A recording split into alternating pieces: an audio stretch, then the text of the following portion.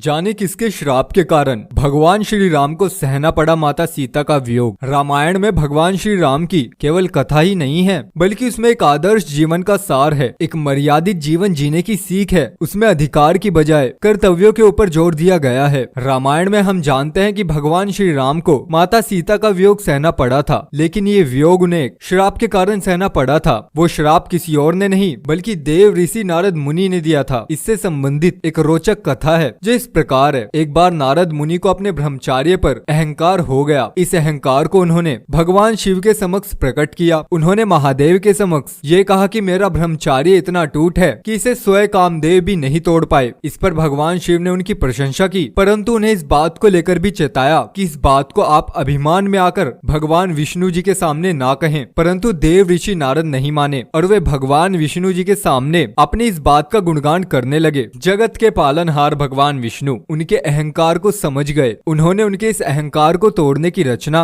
एक माया के रूप में रच डाली। दरअसल विष्णु जी से भेंट करने के पश्चात जब वो वापस जा रहे थे तो उन्हें रास्ते में एक सुंदर महल दिखा। उस महल में विश्व मोहिनी नाम की राजकुमारी के स्वयंवर की तैयारी चल रही थी। जब नारद मुनि ने राजकुमारी के रूप को देखा तो वो उस पर मोहित हो गए। वो इस स्वयंवर में हिस्सा लेने के लिए एक अच्छा और सुंदर रूप चाहते थे। इसके लिए वो भगवान विष्णु जी के पास चले गए और उन्होंने विष्णु जी से आग्रह करते हुए कहा कि हे प्रभु, मुझे हरि का रूप दे दीजिए। इस पर भगवान विष्णु जी ने कहा कि हे नारद, मैं आपको हरि का रूप तो दे दूं, लेकिन कहीं ऐसा ना हो कि तुम उस रूप को लेकर पछताओ। दरअसल नारद जी नहीं जानते थे कि हरि का एक रूप वानर का भी है। अब उन्होंने वही रूप नारद को दे दिया, लेकिन इस बात से अनभिज्ञ नारद राजकुमारी विश्व मोहिनी के स्वयंवर में हिस्सा लेने पहुंच गए। जब राजकुमारी वरमाला लेकर सभा में उपस्थित हुई तो नारद के बंदर वाले मुख को देखकर बेहद हंसने लगी। उनके रूप का सभा में उपहास उड़ रहा था। नारद मुनि ने सोचा कि ऐसा क्या हुआ जो लोग मुझे देखकर हंस रहे हैं और राजकुमारी मुझे वरमाला नहीं पहना रही है। तब उस सभा में स्वयं विष्णु जी पधारे और राजकुमारी ने उन्हें अपना वर चुन लिया। ये देखकर नारद मुनि को आश्चर्य हुआ। उन्होंने पहले तो अपना चेहरा साफ पानी में देखा, अपना बंदर वाला चेहरा देखकर वे बेहद क्रोधित हो गए। ऐसे में उन्होंने क्रोध में आकर विष्णु जी को ये श्राप दे दिया कि जिस तरह से मैं स्त्री के लिए तड़पा हूँ, वैसे ही आप धरती पर अपनी स्त्री के वियोग में तड़पेंगे और उस समय वानर ही आपकी मदद करेंगे। जब भगवान विष्णु की माया का प्रभाव खत्म हुआ तो देव ऋषि को अपनी गलती का एहसास हो गया। उन्होंने तुरंत ही भगवान विष्णु जी से क्षमा मांगी। जब भगवान विष्णु जी ने धरती पर प्रभु श्री राम के रूप में जन्म लिया तो उन्हें इसी श्राप के कारण माता का वियोग सहना